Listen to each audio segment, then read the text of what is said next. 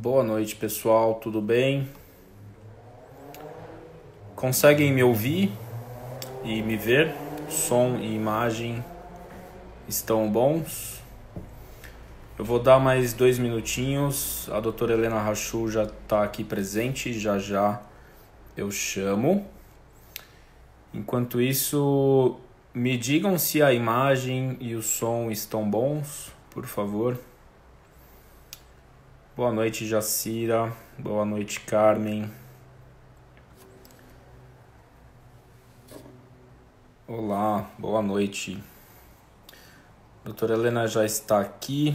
Eu vou enviar aqui as. Olá, boa noite. Boa noite, Diego. Boa noite. E aí, Diegão, tudo bem? Obrigado, pessoal. Olá, Helena, boa noite. Oi, Caio, tudo bem? Tá dando para ouvir? Tá dando para ver tudo direitinho? Tá tudo certo. E você, me ouve bem, me vê bem? Bom, tudo certo. Vamos ver se a internet ajuda a gente, né? Porque às vezes a internet É, não colabora, né? mas vai dar tudo certo, com certeza. Hoje é um dia especial aqui do Dormicast para falarmos de sono da mulher. É um assunto que dá pano para manga. É verdade.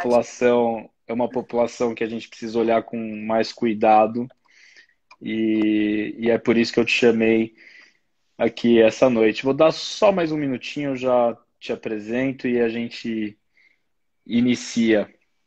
Tá bom. Boa noite, pessoal. Muito obrigado pela presença de vocês. Já já começamos, mais alguns segundinhos. Deixa eu abrir aqui.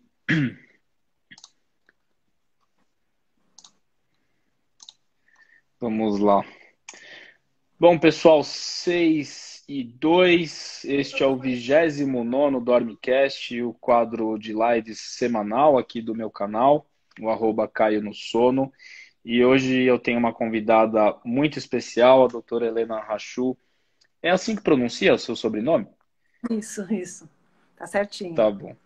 A doutora Helena Rachu, ela é médica ginecologista e obstetra, ela é professora da Faculdade de Medicina do Hospital Israelita Albert Einstein, pesquisadora do Instituto do Sono, uma instituição pioneira no estudo do sono no Brasil e no mundo, e médica responsável pelo setor sono na mulher do Departamento de Ginecologia da Universidade Federal de São Paulo, a Escola Paulista de Medicina, onde a senhora fez a sua graduação, né? Isso mesmo. Muito bem. Então, eu queria agradecer muito a sua disponibilidade, e vamos tocar o barco aqui. Tá, eu que agradeço o convite, o teu interesse, né? Porque é importante abordar esse assunto de sono na mulher e às vezes não tem o interesse ou às vezes não é levantado o tema como uma coisa importante, destacável, assim, né? Então, agradeço Com o teu certeza. convite. Obrigado. Helena, eu queria começar com uma pergunta. Eu tenho notado, especialmente nesse ano, um aumento dos encaminhamentos de pacientes que vêm de ginecologistas e de obstetras aqui para o meu consultório. E a gente sabe que todos os estudos dizem isso, né? Uma coisa unânime, que a prevalência de transtorno de sono, ela é de fato maior, né? Se você pegar os principais transtornos de sono, né? Se você fizer aquela conta total, né? No final ali as mulheres têm mais, Uhum. principalmente a insônia, a privação de sono, os distúrbios de humor que estão relacionados aos transtornos de sono. E só que eu vejo que quando essas pessoas chegam ao meu consultório, né, de ginecologistas, de obstetras, eu percebo aquele gap de conhecimento. E isso não existe só na ginecologia e obstetrícia, isso existe em todas as especialidades médicas. Eu canso de repetir isso aqui no meu trabalho, que eu também não tinha esse conhecimento antes de entrar na residência em medicina do sono. Eu não tinha a menor ideia de como tratar uma queixa de sono. E você vem de uma área que é a ginecologia e obstetrícia, uma coisa extremamente específica, e você foi estudar sono. Você teve um caminho um pouco parecido com o meu. Mudou muito a sua prática clínica quando você trocou a lente, colocou as lentes da medicina do sono? Você começou a olhar as mulheres de uma forma diferente? É, na verdade, tudo que você falou é verdade. Primeiro que não se dava muita importância para o sono, né? Tanto que não existia antigamente essa especialização, nem essa residência e tal. É uma coisa que foi vindo, né? Foi crescendo. No meu tempo também não tinha. Tive pouquíssima coisa de sono na minha graduação. E, na verdade, eu fui estudar por acaso o sono. Eu estava querendo estudar hormônio, eu estava querendo estudar menopausa e tal. E aí eu vi que no meio tinha pouca coisa de sono e menopausa, embora a pergunta de insônia entra naquele questionário de índice de Cooperman, que mede quantos sintomas a mulher Sim. tem na menopausa. Aí eu falei, nossa, por que será que tem essa pergunta se quase não tem nada de sono, né? Aí eu comecei a procurar referência, não achava, não achava. Resumindo a história, eu falei assim, ó, como é que a gente tem uma pergunta dessa e a gente não tem respaldo, enfim. E aí eu estava nessa época tentando ver o que eu ia fazer de mestrado, tudo. Aí quando eu falei com os meus chefes, eles falaram assim, não, isso é revolucionário. Ninguém realmente estudou isso é É, novidade. E acabou virando até doutorado direto, porque realmente era uma coisa muito diferente da época, né? Isso já faz sim. tempo. E aí a gente começou a estudar, então comecei a estudar essa questão de por que a mulher tinha tanta insônia. E aí a gente, então, na época do meu doutorado, deu uma queixa de 60% de insônia Nossa. nas mulheres na pós-menopausa. E aí isso foi, assim, diferente, tá? E a gente começou a pensar, por que a mulher tem tanta insônia na pós-menopausa? O que muda? Aí será que a insônia é diferente na mulher e no homem? Então, eu comecei com o doutorado. Daí, quando eu acabei o doutorado, os meus chefes falaram assim, olha, você está fazendo um negócio tão diferente que é melhor você se especializar em sono. Porque É, daí você vai poder ter muito mais campo para aplicar e para estudar mais coisas sobre isso. Então, eu fiz uma especialização em sono no Instituto do Sono.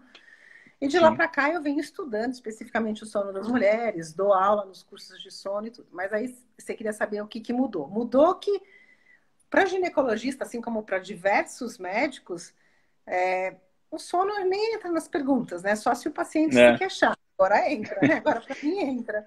Mas para muitos exato. médicos nem entra. E para o gineco até o contrário, né? O que eu observo nos colegas assim, você está grávida, não vamos falar de sono, agora não é momento de falar disso. Deixa ter o É, bebê, depois a gente pensa nisso, né? Então, ao contrário de não abordar, muitas vezes é um assunto que é deixado de lado pelos ginecologistas, talvez por falta de conhecimento, porque a gente não recebeu essa, né, essa orientação toda. uhum.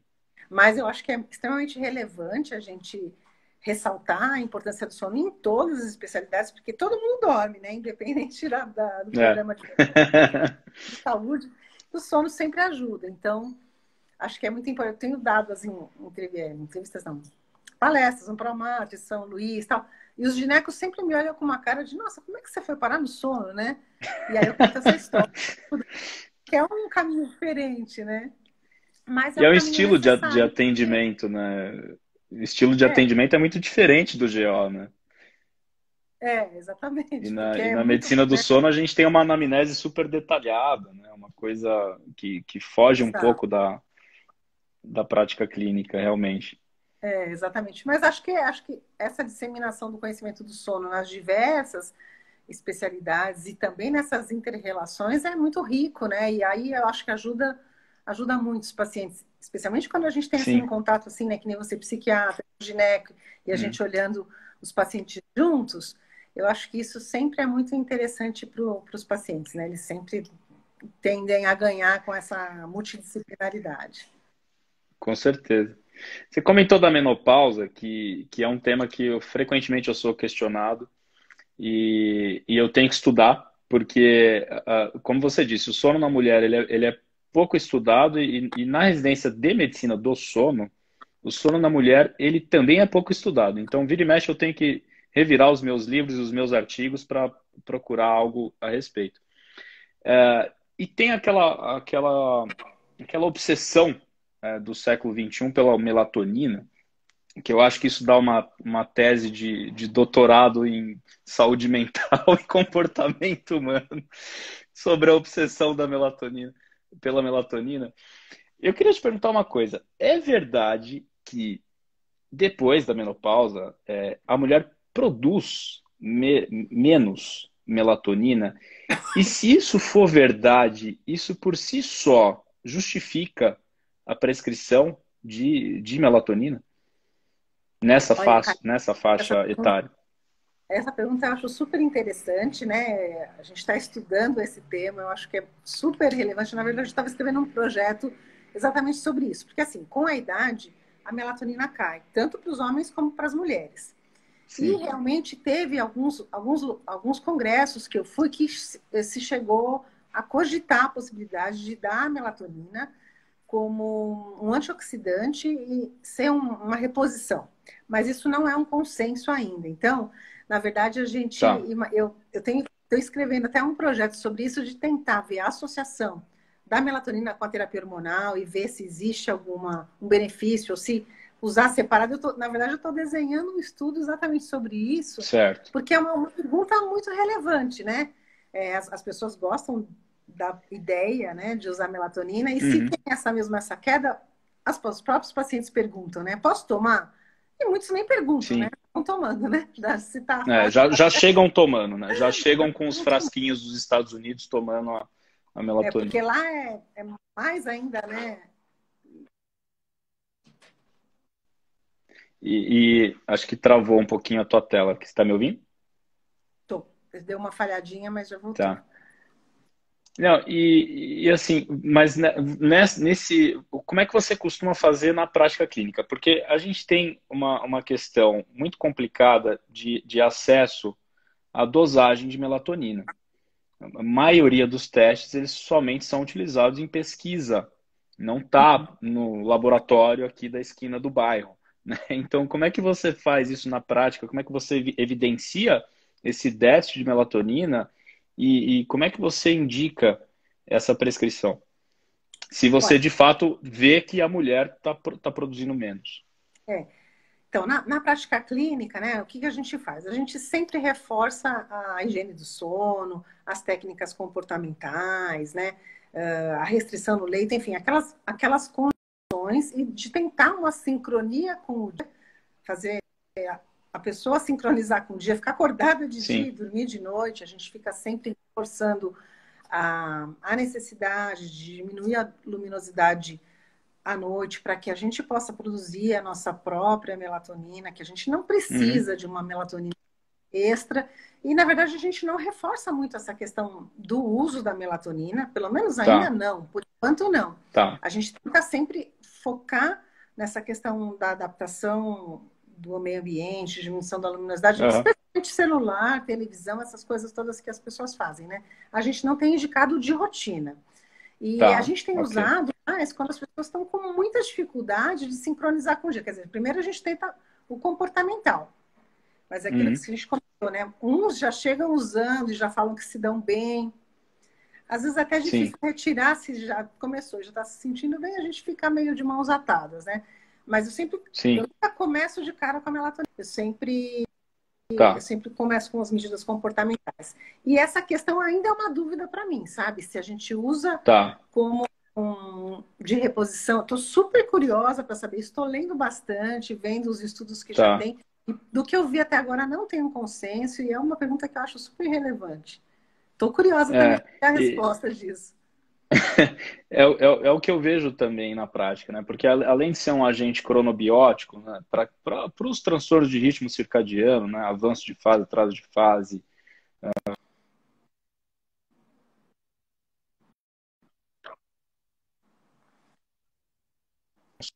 sendo muito pesquisadas nos últimos 5, 10 anos, né? Então, essa ação antioxidante, a ação anti-inflamatória, mas ainda é um pântano, nós não sabemos onde estamos Uhum. pisando, né? E o pessoal ainda Eu só continua com a tive obsessão, né, de fazer isso, a automedicação, você acaba atrasando um diagnóstico ou comendo bola em isso. algum ponto ali. Talvez agora, nessa história da pandemia, que as pessoas estão, elas estão com parece, né? Não sei, você pode também dar a sua opinião, me fala o que você tem visto, Uhum. que as pessoas estão com mais dificuldade de sincronizar com o dia, porque elas estão ficando mais Sim, em casa, estão é, acordando mais tarde, então elas estão se atrapalhando no seu próprio ritmo. Então, em alguns é, casos que eu tenho acompanhado, nesses casos pontuais que o ritmo está ficando deslocado por conta de maus hábitos, a gente às vezes está usando para tentar um ajuste aí. Não sei se você está tendo essa percepção também, que agora nesse tempo Eu está havendo tô, essa diferença. eu tô com essa percepção, inclusive queria aproveitar e encaixar um outro ponto aqui que eu queria discutir com você. A gente vê, né, nos últimos anos um aumento da participação da mulher no mercado de trabalho. De repente, essa população feminina que entrou muito no mercado de trabalho, as pessoas que tiveram a oportunidade de fazer home office, as mulheres estão em casa trabalhando, tendo que dividir as tarefas domésticas, cuidar de filho, cuidar de marido, brigar com o marido, separar do marido, toda a família ali. Então, uma população que já era de risco, eu acho que ficou com mais risco ainda. Você tem essa Uhum. percepção também, Helena? Sim, eu acho que acabou tumultuando mais ainda, porque então a gente tem dois problemas, quer dizer, a gente já tinha os problemas básicos do fato de ter a oscilação hormonal antes da menopausa, de ter TPM, de ter um monte de coisas já inerentes à parte fisiológica. Aí veio uma pandemia que a mulher ficou mais em casa, então a parte hormonal continuou, só que agregou o estresse de um medo do desconhecido, o medo de que alguém Sim, pegue, e mais acúmulos de função, porque muitas de nós tivemos que ficar sem os funcionários para ajudar, e aí você tem que realmente fazer o home office, cuidar da casa, cuidar da criança, ainda quem tem criança pequena, ainda pior, né? é, Porque aí você tem que olhar a criança se está online assistindo a aula dela, olhar o seu próprio computador e fazer as suas coisas. Então, esse acúmulo de funções, que já não era fácil, ficou mais complicado. Então, a gente tem a alteração da rotina, a sobrecarga de trabalho e uma dessincronia com o dia, né? Porque daí vai deixando tudo para mais tarde, depois que as crianças dormem, vai ficando mais tarde, sim, e aí vai avançando na noite, e aí atrapalha amanhã, e aí atrapalha o dia, e aí vai ficando esse ciclo vicioso. Então, realmente, é o que a gente tem observado, um absurdo de aumento de insônia, aumento de privação de sono, mas aí você tem o rebote, já que eu posso dormir até mais tarde, tenta, né? Se a criança não acordar também. E, é, é, mas a gente está, para mim também está chegando muita gente precisando mais de remédio e tudo mais. certo. Uma outra coisa que eu vejo muito na minha prática é a queixa de insônia ou de sonolência excessiva diurna. Muito mais sonolência excessiva diurna. Você que é ginecologista, você deve ver de tudo, mas o que eu vejo é mais sonolência excessiva diurna durante a TPM. E a gente sabe que antigamente isso era, inclusive, estava lá, né, na classificação internacional de transtornos de sono, como uma hipersonia super rara, né, na época que incluíram, tinham 15 casos descritos no mundo, era uma coisa quase que anedótica, assim, e depois se resolveu tirar essa sonolência, essa hipersonia relacionada ao período pré-menstrual, porque os critérios diagnósticos eram muito nebulosos, né? Você tinha muito fator de confusão, mas ainda é uma queixa muito, muito, muito comum. E só que a gente sabe que a TPM faz parte do ciclo de vida da mulher, ou seja, pelo menos em teoria, faz parte faz na prática clínica para diferenciar o que é doença e o que é uma alteração da normalidade em relação ao sono Hum. no período pré-menstrual. Tá cortando só um pouquinho, então algumas palavras eu perdi, mas eu vou tentar Tá, ver se eu entendi a tua pergunta, né? Você está perguntando se como que a gente separa, faz parte da síndrome pré-menstrual ou se é uma queixa só específica de sono, é isso, né? Assim, na verdade, a síndrome pré-menstrual por exatamente, si isso. já é uma coisa complicada, porque varia de mulher para mulher e de ciclo para ciclo. Então, você pode ter uma tensão Certo. pré-menstrual, uma síndrome pré-menstrual hoje, e mês que vem pode ser que não tenha. Então, não é uma coisa que você tem Tá, um diagnóstico fechado, e tanto que o diagnóstico, né, de síndrome pré-menstrual é um diagnóstico prospectivo. Então, os estudos também que certo. nós tentamos fazer de síndrome pré-menstrual e sono, não conseguimos, na verdade, ir muito para frente. Por quê? Porque a gente precisava de 2 meses seguidos das queixas. Tá. O Bem follow-up é muito difícil, né? muito, a gente não conseguiu fazer. A gente estava querendo fazer, na verdade, assim, um estudo com privação de sono para síndrome pré-menstrual e ver se isso melhoraria a síndrome e o sono. Mas a gente não acabou não conseguindo ir para frente com esse estudo, porque não conseguimos montar um ambulatório de síndrome pré-menstrual assim, acadêmico, que tivesse todo mundo, Tá. cada um tem sintoma um mês, outro mês não tem. Então, na verdade, na prática, o que a gente faz? Eu peço para a gente para anotar, você também deve pedir, a gente anota, pede para elas fazerem um calendário, né? Existem muitos aplicativos Tá. da, esses de menstruação e de sintomas, né? Aham.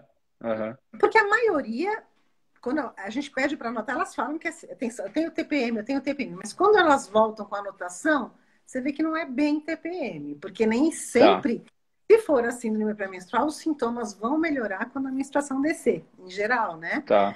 Quando elas Aham. vêm, nossa, olha, doutora, eu fiquei um mês inteiro nervosa, eu fiquei um mês inteiro com insônia, então não era TPM, eu achava que era TPM, mas a própria paciente já se faz um diagnóstico.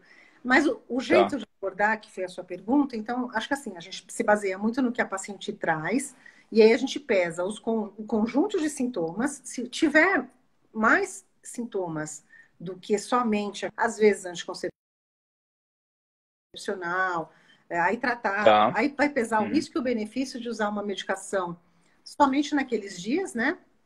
Ou se a gente trata o mês inteiro com alguma coisa de anticoncepcional para regularizar um pouco mais essa oscilação.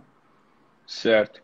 Eu costumo ver umas loucuras, Helena, na prática, de a pessoa tratar esta alteração de humor, o caminho inverso, Uhum. tratar a alteração de humor com antidepressivo somente nos dias da TPM. Ou seja, a pessoa usando antidepressivo 4, 5 dias por mês, depois para.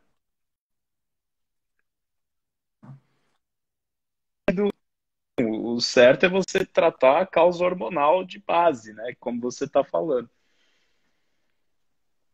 Mas você sabe que teve um estudo de revisão com a fluoxetina, que é uma medicação que você sabe, É, ginecologista prescreve muito, né? é, Mas teve um estudo para a síndrome pré-menstrual que comparou o uso contínuo de fluoxetina, não sei se você teve a oportunidade de ver esse estudo, comparou o uso contínuo com o uso intermitente da fluoxetina. E ele tá. viu que para esse desfecho, né, quer dizer, para a síndrome pré-menstrual, o uso intermitente tinha Foi melhor. resultado. Então, Tá. tinha resultado. Então, como as pessoas que teoricamente não são nervosas, não têm o diagnóstico do mês inteiro, tem É, pacientes que a gente acaba usando esse esquema respaldado nesse tipo de artigo, né? E tem bom resultado. Mas é estranho, né? Do ponto de vista assim, é, farmacológico, a gente pensa, bom, ocupa o receptor, de repente a gente tira e aí? Mas não, é. É é que complicado. vi muitas pacientes tendo muitos efeitos de retirada, né, no período que fica entre, né, os ciclos, né? E aí você acaba não Uhum. tendo tanto benefício assim. E Aí às tá. vezes o que eu já vi também, né? Às vezes no desespero, durante a TPM, a mulher usa 2, 3, 4, Ixi. 5 comprimidos de fluoxetina e é uma medicação que tem uma meia-vida muito longa, né? De 4 a 5 dias. E às vezes tem mais efeito colateral durante um período de tempo maior do que benefício, né? Então, eu acho que se você conseguir montar esse ambulatório, olha, vai ser muito, muito, muito útil para gente, viu? Tá na minha lista de wish desires. Quem sabe Wishlist. wish list, é. É. Bom, Agora, a outra gente coisa que você sabe estava falando de que. fluoxetina, que eu também já participei. é, pode falar, por favor. Não, eu só ia falar que uma vez eu participei de uma mesa com um psiquiatra falando da fluoxetina e tal. E aí o psiquiatra falou assim: olha, vocês ginecologistas adoram fluoxetina. E é um problema pra gente, porque vira e mexe, desencadeia quem tem É, psicose maníaco-depressiva, vocês dão é, fluoxetina e pá, desencadeia. Então, eu sempre estou falando para os meus alunos também, gente, vamos com calma na fluoxetina, para a gente não desencadear um bipolar aí, porque a gente é. acabou não tendo o diagnóstico direito e acaba medicando não adequadamente, né? De fato faz sentido, mas eu agora eu vou puxar um pouco para a psiquiatria, que eu vi muita gente perguntando da fluoxetina. Nem sempre, mesmo com uma anamnese muito detalhada, às vezes você não consegue identificar esse paciente que é bipolar. É muito difícil. O diagnóstico de transtorno afetivo bipolar, ele é muito complicado. Ele é um dos mais complicados da psiquiatria. E porque os pacientes eles ficam a maior parte da vida em depressão e às vezes para você identificar um episódio lá atrás de mania ou de hipomania é muito difícil. É muito difícil, né? Então, a série Mas para existe, vocês, imagina para a gente que não é, dia a dia, né? é. Então, A não só ser que cuidado. seja um quadro muito florido, né? Um transtorno bipolar do tipo 1, que de fato tem uma mania franca, aquele prejuízo enorme, né? Na capacidade psíquica do indivíduo, que gera até hospitalização ou ida ao pronto-socorro, né? Esse você já olha de cara, você já faz o diagnóstico. Aí, de fato, a fluoxetina você não vai prescrever. Agora, um cara que vem deprimido, né? Uma mulher que vem deprimida há muito tempo, aí fica muito difícil, né? Você é Pois um é. tiro no escuro, infelizmente, né? Nós não temos biomarcadores ainda em psiquiatria. Isso é uma falha, entre aspas, enorme, né, da psiquiatria. E é o que gera mais pesquisa hoje em dia em psiquiatria, é buscar esses biomarcadores, porque senão a gente vai ficar dando tiro no escuro. É. Mas vamos voltar um pouquinho aqui para a medicina do sono. É, eu sempre falo aqui, sempre oriento os pacientes, os meus alunos, que orientações de higiene do sono e controle de estímulos não servem somente para tratamento, mas também para prevenção de transtornos de sono. Você acha que existem dentro daquela cartilha de higiene do sono e controle de estímulos, se você, quando você for responder, se você quiser pontuar alguma coisa que você achar pertinente, por favor, fique à vontade. Mas essas orientações de higiene do sono e controle de estímulos, quando você vai orientar os seus pacientes, existe alguma adaptação que é necessária se fazer aí em relação aos homens? Muda alguma coisa para as mulheres em relação aos homens quando você vai orientar higiene do sono e controle de estímulo? Isso foi uma pergunta de uma seguidora minha que eu achei interessante. Falei que eu queria ver um pouco a visão da Helena sobre isso. Ah, não estou lembrando de nada que seja ponto. Só talvez na gestante que a gente. Acho que especificamente na gestante, talvez a gente pontue uma diferencinha, que é como a gestante tem uma demanda muito grande de sonolência, especialmente no primeiro trimestre, a gente fica mais flexível com o cochilinho, uma deitada durante o dia. Tá, E nas idosas, nas pós-menopausas, a gente tenta evitar, porque senão elas não falam, não conseguem fazer um cochilinho de 30 minutos, que né, a sim. gente fala que talvez seria até adequado. E aí desregula muito o sono. Então, acho que tirando essas duas situações, eu não vejo uma, uma condição que precise ser muito diferente. Mas é muito Uhum. importante, a gente insiste muito, especialmente a restrição no leito, que acho que é uma das coisas mais difíceis, né? Falar que a pessoa não pode ficar deitada na cama, porque você deve viver isso. Elas falam, eu fico deitada É, lá das 7 da noite às 9 da manhã esperando o sono chegar. Quer dizer, o sono tá lá, com a hora que o sono chegar, eu já tô esperando, né? é. Então, mas assim, fora isso, eu não vejo, Caio, uma diferença mais importante, não. Tá, tá. A gestação, você quis dizer que assim, no primeiro trimestre a mulher tem mais sonolência diurna, né? Aí não ficar Tá. brigando tanto com o sono e dormir um pouquinho mais, porque ela tem essa demanda maior, mesmo que ela tenha que É. dormir um pouco durante o dia. A gente tem essa demanda e acaba não tendo prejuízo, né? Não prejudica o sono noturno, né? Porque Não, essa é a não, grande isso. preocupação de cochilos diurnos, né? Tá, Exatamente. entendi. Ah, Helena, sobre o uso de anticoncepcionais, né? A gente tem vários tipos no mercado, né? Talvez seja o mercado mais, mais promissor aí da indústria farmacêutica, o mercado de anticoncepcional. A gente tem anticoncepcional oral, a gente tem subcutâneo, a gente tem adesivo, tem DIU. É uma coisa impressionante. É, muda os sintomas que eles podem provocar em relação ao sono, de acordo com o anticoncepcional que você usa. Você vê muito isso na prática clínica, Aí eu mesmo que não esteja escrito em bula, né? eu vou pegar você para trabalhar comigo lá no ambulatório, hein? Porque você só tem ideia legal. Tá. É, Tá bom. porque, olha, na verdade foi assim, vou te contar a história. Em 2010, a gente aplicou um questionário em 1.000 mulheres que chegavam com queixa de sono lá no Instituto do Sono e apliquei um questionário ritmo não, de ciclo menstrual, de anticoncepcional, de sintomas de menopausa. Eu queria ver qual que era o perfil da mulher que chegava com queixa de problema de sono no Instituto do Sono, ou seja, uma população triada para isso. E aí apliquei um questionário sobre anticoncepcional. Quer dizer, a gente, Tá. como era uma população grande, a gente conseguia fazer grupos dos tipos de anticoncepcional. Eu tinha grupos de Aham. anticoncepcional, grupo que não usava anticoncepcional. Esse estudo que eu fiz mostrou que as pacientes que usavam anticoncepcional, elas tinham um sono melhor, com menos problemas de eficiência Hum, não, do sono melhor, e tinham menos ronco comparada com as que não usavam anticoncepcional. Isso foi em 2010. certo. 2010. E aí, até com Tá. esse trabalho, acabei ganhando um prêmio de pesquisadora, blá, blá, blá. Porque era uma coisa também diferente. Aí eu fiquei com essa ideia Uhum. na cabeça. Então, agora a gente precisa saber qual é o anticoncepcional, isso que você está me perguntando, isso desde 2010.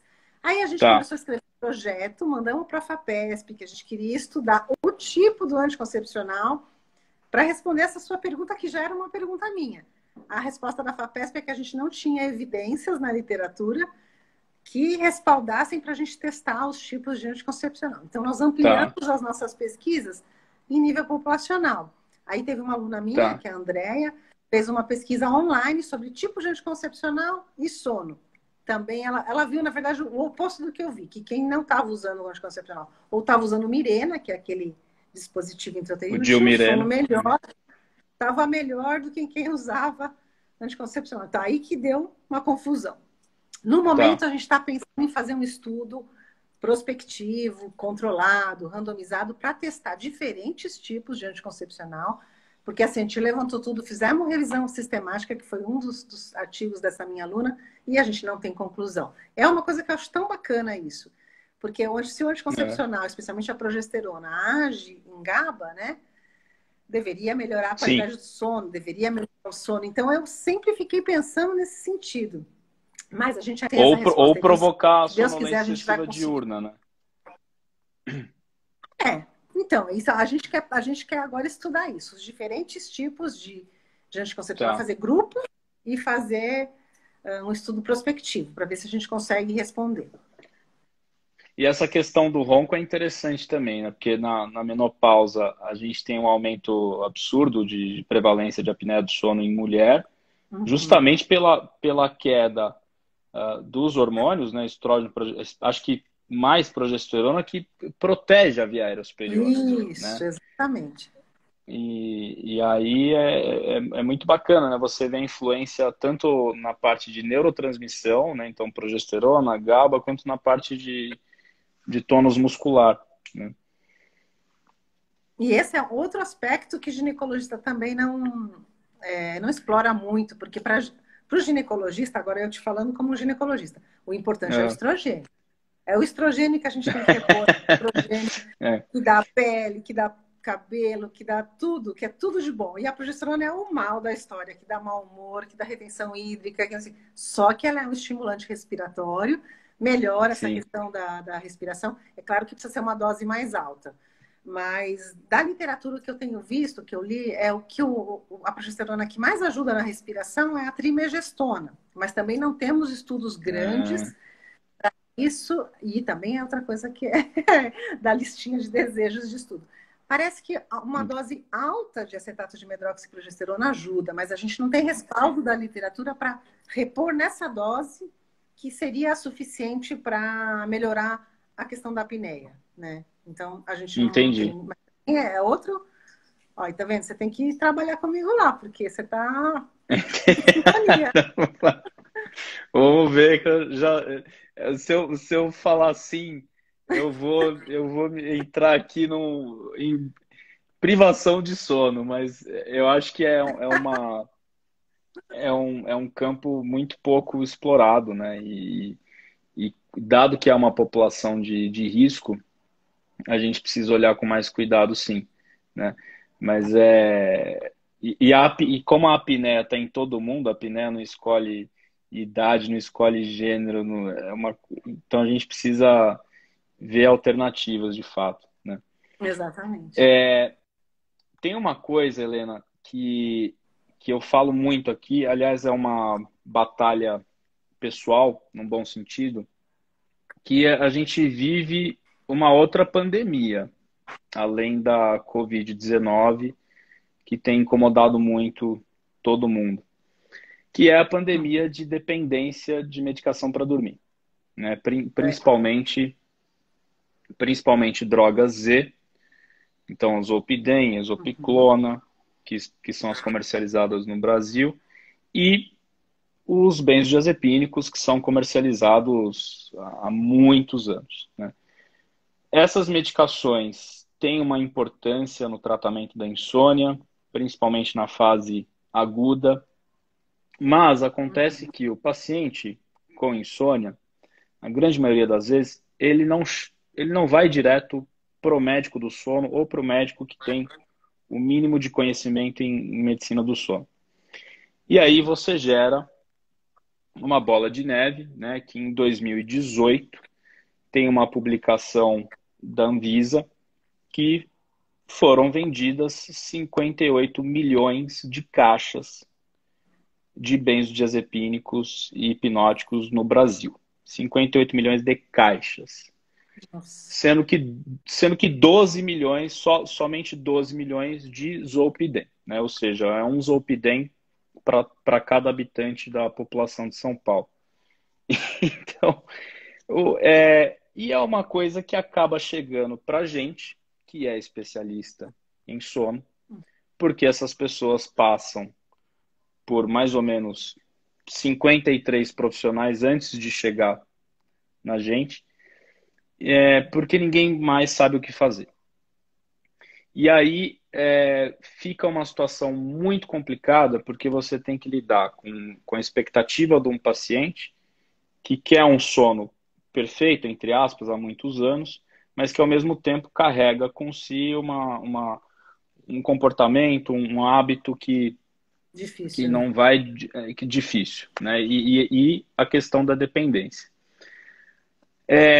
E essa dependência, isso se você pegar qualquer estudo Teve um estudo, inclusive, da Unifesp, de 2000, não sei se foi 2018 ou 2019, que a dependência de medicações para dormir, ela é maior em mulheres, né?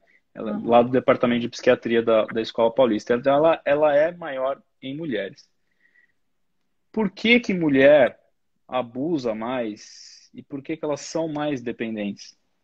Você tem alguma explicação? E isso é evidência 4, tá? Opinião de especialista. Opinião de especialista. Porque eu não sei se nós vamos chegar aqui numa explicação, né, uniforme. Mas eu fico muito preocupado, porque toda semana é uma ou duas mulheres no consultório dependentes, às vezes até graves, de É. medicações para dormir, né?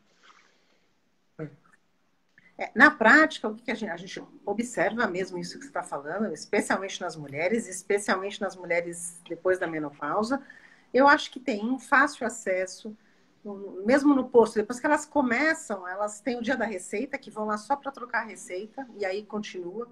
Também tem um mercado assim de passar para amiga, a minha, toma esse aqui, eu consigo fácil, eu te dou. Então, as amigas se prescrevem. Quem que passou esse remédio para a senhora? A minha amiga. A sua amiga é médica? Não. E como que ela te passou? Ah, porque ela consegue fácil, ela disse que era bom para dormir, que não tinha problema nenhum. Então, tem muito dessa situação de conseguir pelas amigas, né? Tá. Agora, por quê? Eu não sei. Não sei te responder. A gente não sabe responder, mas que as mulheres são mais dependentes, elas acham que resolve, aí elas ficam insistindo que elas querem continuar, e tem muito essa dificuldade mudança, né? Como você falou, mudar é muito difícil, né? Mudar comportamento, mudar hábito, isso tudo é muito difícil. As pessoas Uhum. tentam, mas aí não dá. Então dá um passo para trás, volta para o remédio. Eu tentei, mas eu não consegui. Então eu vou continuar no outro caminho. E uma das Uhum. coisas que a gente fez também lá na Unifesp, nesse sentido, foi um trabalho com meditação. Uma Ah, meditação legal, dando um legal. suporte para a retirada de benzodiazepínico. E a gente conseguiu, Tá. num estudo piloto aí que a gente fez, a gente conseguiu um pouco, acompanhado com um psiquiatra, tá? Porque ninguém vai ficar achando benzodiazepínicos de pessoas que estão dependentes por outras questões sem ser só sono. Então, ficou um psiquiatra junto com a gente, avaliando se não tinha É, comprometimento do ponto de vista psiquiátrico, não só de sono. E nas pacientes que só estavam dependentes por conta do sono mesmo, com o apoio da meditação, foi possível retirar na grande maioria, mas assim, com dedicação, né? Vendo a paciente toda é, semana, o psiquiatra via fazendo meditação, um grupo de apoio, um grupo de conversa. Precisa, assim, realmente de um grande amparo e disposição pessoal e da equipe para acompanhar isso. Não dá para você falar assim, ó, tira aí, vai tirando. Elas não conseguem. Então, é. começa com sintomas, Equipe multidisciplinar, né? sim. Equipe Sim. multidisciplinar, tratar as comorbidades psiquiátricas, tratar outros transtornos de sono, Uhum. né? Fazer uma boa TCC, talvez. Muito importante. Então, mas me preocupa muito. Eu tenho visto um aumento, e na pandemia isso eu acho que entrou em progressão exponencial, né? Com certeza. Porque você já tinha uma população enorme que já usava, Uhum. e aí na pandemia eu acho que esse mercado negro, vamos dizer assim, isso aumentou absurdamente, né? Uhum. Uhum. Exatamente. Você é uma professora de graduação, né? E que é eu sempre fui eu sempre tive muito interesse assim por educação médica, é uma coisa que eu sempre, desde a faculdade eu sempre brigava, né? Porque eu fui vice-presidente do diretório acadêmico, eu sempre estava muito envolvido, eu estava preocupado com o jeito que as coisas eram ensinadas para mim. Menos medicina do sono, porque eu sempre brinco aqui que a única aula que eu tive de medicina do sono na faculdade eu dormi, ou eu faltei, eu nem lembro. Era uma aula de apneia do sono que foi a Rosa Hassan que deu. E quando ela foi minha chefe na residência, eu falei isso para ela deu muita risada. Depois ela ficou meio brava, mas tudo bem. Então, é, assim, é um absurdo, né? Depois que você começa a entender como o sono funciona e como ele é importante, é um absurdo você olhar para a graduação, pegar aquela grade e falar, cadê o sono? Né? Você tem uma aula de fisiologia lá no segundo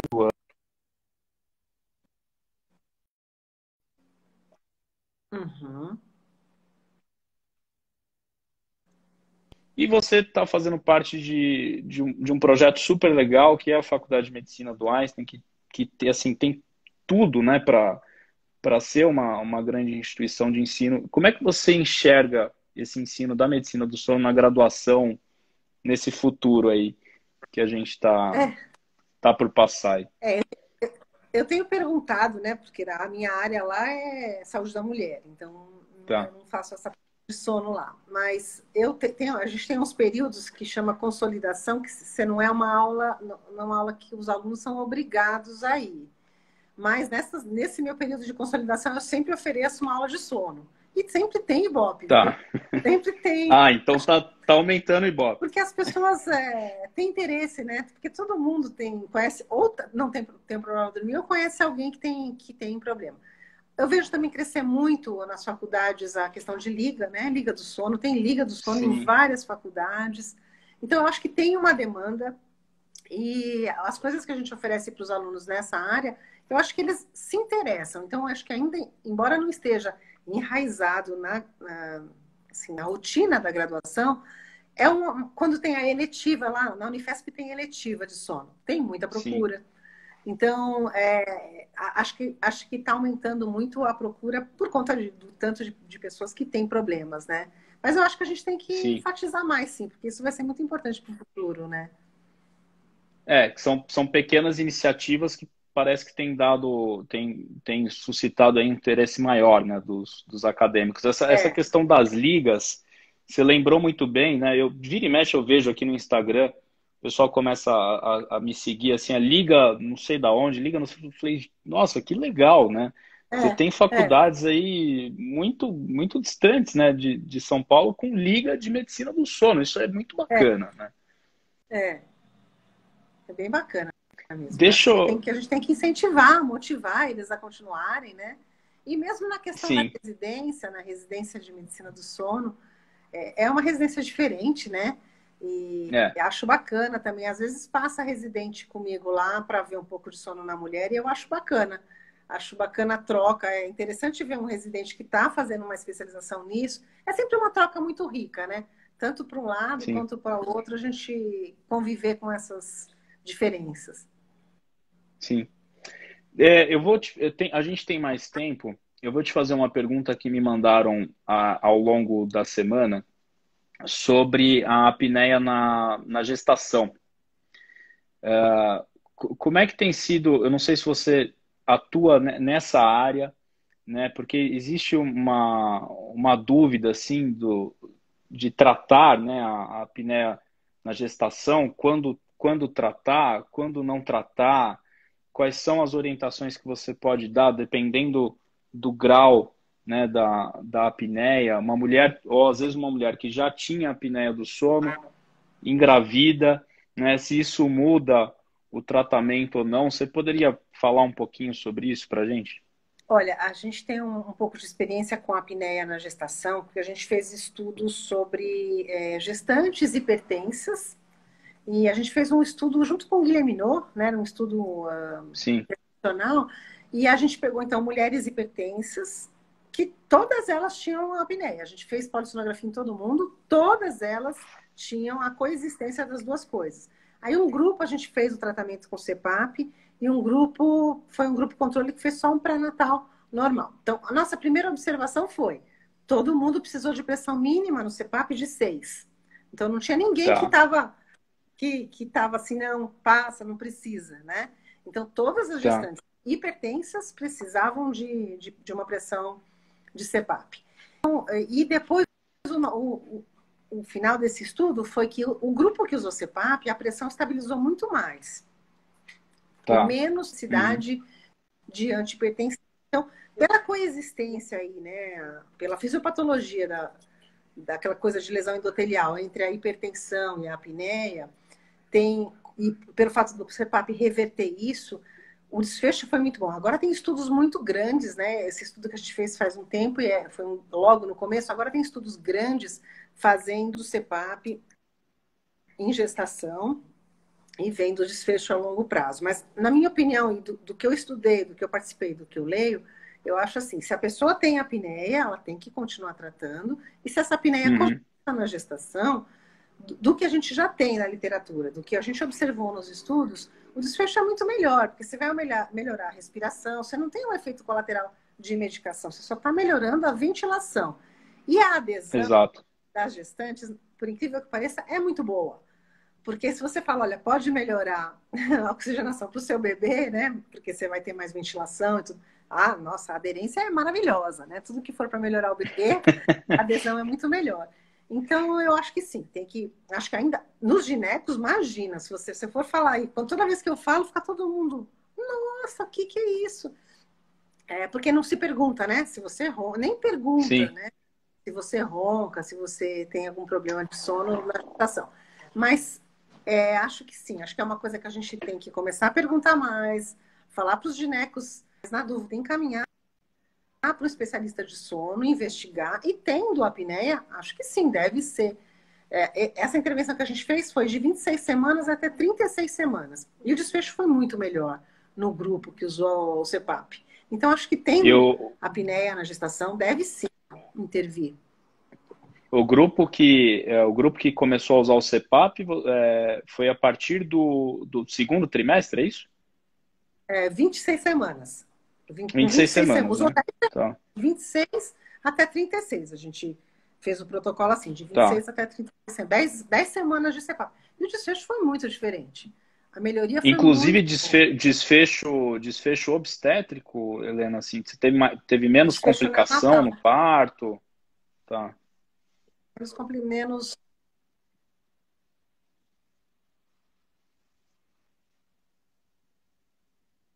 Peraí que travou.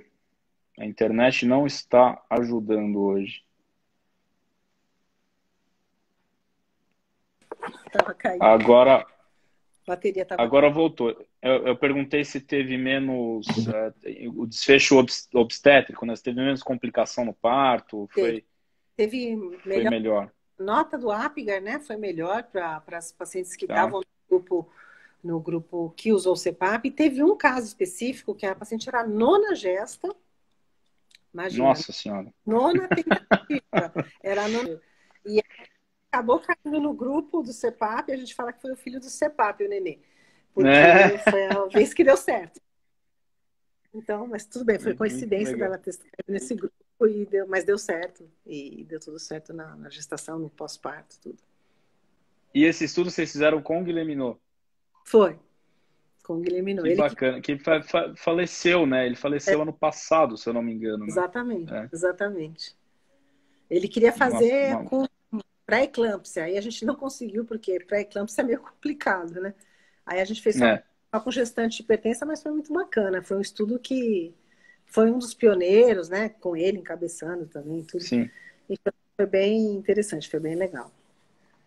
Você acha que é mais difícil indicar CPAP para mulher? Eu acho. Por quê? As mulheres não gostam muito de usar CPAP, acham feio, não, se é casada acha ruim.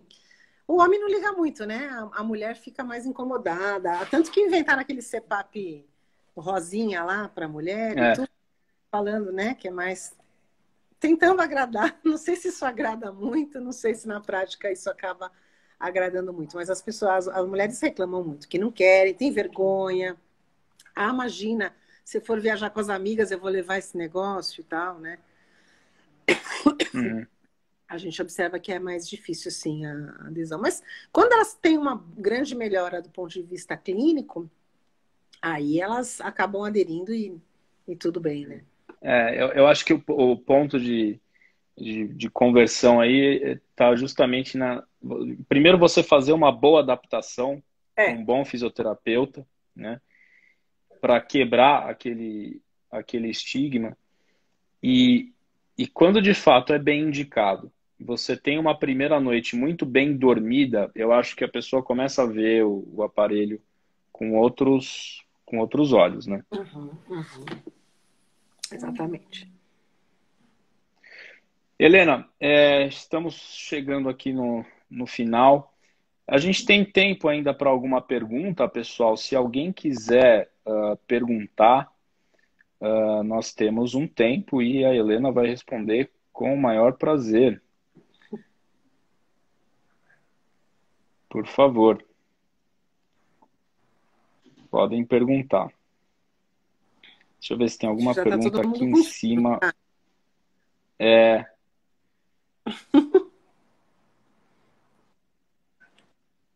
vamos lá. Se alguém tiver, fique à vontade para perguntar. A Jacira, Helena, ah, perguntou o seguinte. Só um minutinho. Em relação à reposição hormonal, eu acredito que ela deve estar falando sobre a menopausa. Pelo que eu entendi da pergunta dela, se existe alguma alternativa, né, para quem não pode fazer a reposição hormonal e o impacto que existe no sono. Eu acredito que foi essa a pergunta dela. Você tem alguma Olha, colocação sobre isso? tenho. É, o meu pós-doutorado foi com isoflavona, que é uma alternativa, né, à terapia hormonal. e eu estudei mulheres com insônia. E aí metade usou isoflavona, metade usou placebo e a gente teve melhora. E depois disso a gente começou a ampliar as pesquisas com terapias alternativas. Então, meditação, acupuntura.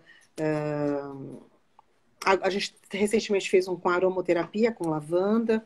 E a gente tem observado em todas essas intervenções um resultado muito positivo, tanto do ponto de vista de sono, como também dos sintomas de menopausa.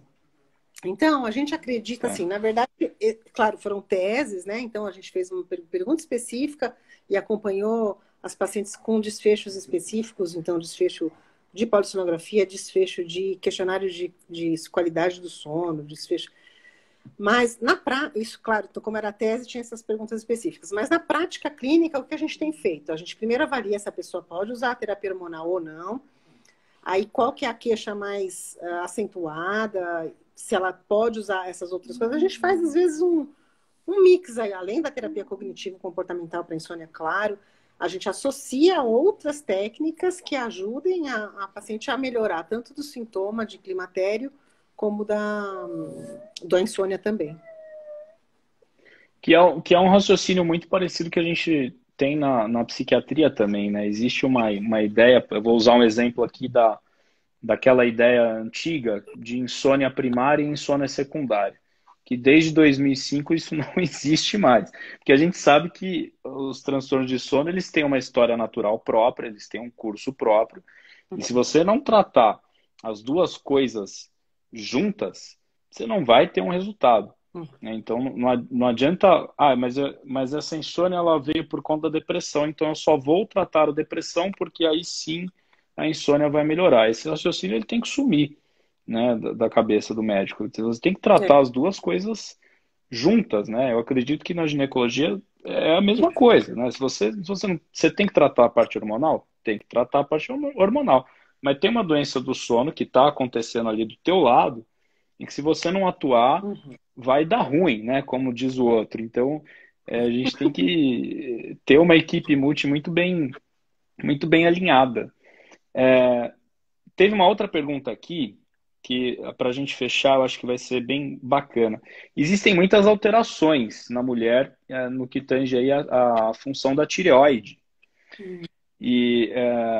E assim, eu conheço várias pacientes, né? Começa com hipo, aí vira hiper, aí depois estabiliza, aí depois volta no hipo. Vira mais uma dança de hormônios que a mulher tem que lidar. Você tem alguma colocação sobre isso, assim, essas alterações da tireoide no sono? Especialmente na pós-menopausa, a gente tem uma prevalência aí de problemas de tireoide de em torno de 40%. Então, às vezes você não está prestando atenção. Se você não ficar fazendo exames anuais, você pode perder um diagnóstico e aí você vai ficar tratando erradamente, né, erroneamente, porque você não fez diagnóstico. Então, tem muito mesmo essa associação e a gente precisa sempre estar acompanhando e investigando o tireoide, porque pode mudar, como você falou, de uma hora para outra. E como tem uma prevalência muito alta, aí você está desenvolvendo um hipotireoidismo, ela está ficando mais sonolenta, e você está tratando pensando que é uma outra coisa, e na verdade era a falta do hormônio tireoidiano, né? Então é uma coisa Certo. que fica atento, e às vezes as pessoas não têm o sintoma, né? Mulher também, não é que disfarça, engana um pouco o sintoma. Você está cansada? Não tô, nunca está cansada, está sempre fazendo tudo, está sempre, né? Está sempre disposta, tal. Então, acho que além de perguntar sempre os sintomas e tudo, fazer os exames de tireoide anuais é muito importante. Legal. Helena, o nosso tempo está acabando. Eu gostaria de agradecer demais a sua disponibilidade, a sua atenção, a sua expertise aqui no meu canal. Foi muito bacana. Acho que a gente produziu um conteúdo muito legal. Espero conhecê-la pessoalmente algum dia, em algum congresso, para a gente trocar mais figurinha. Muito obrigado. Eu quero que você vá lá um dia no meu ambulatório. Quem sabe se você tiver interesse, estou Vou super visitar. afim. Tem um psiquiatra por perto. Muito obrigado. Pessoal, boa noite, boa semana. Helena, obrigado. Até mais. Obrigada, Caio. Se encontra por aí. Obrigadão, viu? Um abraço. Tchau, tchau. Tchau.